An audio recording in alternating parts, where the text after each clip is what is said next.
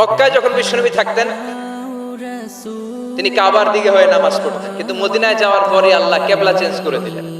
বিশ্বনবীর ভালো লাগে না, বিশ্বনবীর মনে চায় ওনার বংশের গোড়া যেখানে ইসমাইল আলাইহিস সালাম ছিলেন, সাইয়েদনা ইব্রাহিম এসেছিলেন, ওই মক্কায় যদি কেবলাটা থাকতো কতই না ভালো হতো। ইহুদিরা যে দিকে নামাজ পড়ে বিশ্বনবী ওই দিকে হয়ে নামাজ শুরু করলেন। কোন বর্ণনায় 16 মাস, কোন বর্ণনায় 17 মাস বিশ্বনবী নামাজ পড়ে, কিন্তু অন্তর ভালো লাগে না।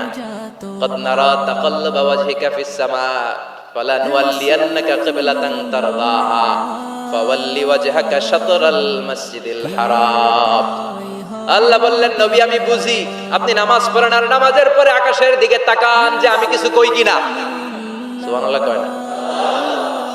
আমি কেবলা পরিবর্তনের ব্যাপারে কোনো আয়াত পাঠাই কিনা। নবী আপনার দরদ, আপনার কষ্ট আমি বুঝতে পেরেছি। 17 মাস আপনারে পরীক্ষা করলাম, আর না, আমার আর সহ্য হয় না।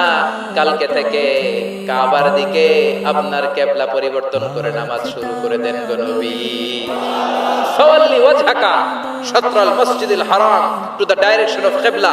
যেখানেই থাকেন না কেন, হাইসুমা কুনতুম ফাওয়াল্লু উজুহাকুম শাতরা, এখন থেকে যেখানেই থাকেন আর বাইতুল মুকাদ্দাসের দিকে নয়, কাবার দিকে মুখ ফিরিয়ে নামাজ পড়বেন। কবুল করে নিবে কে?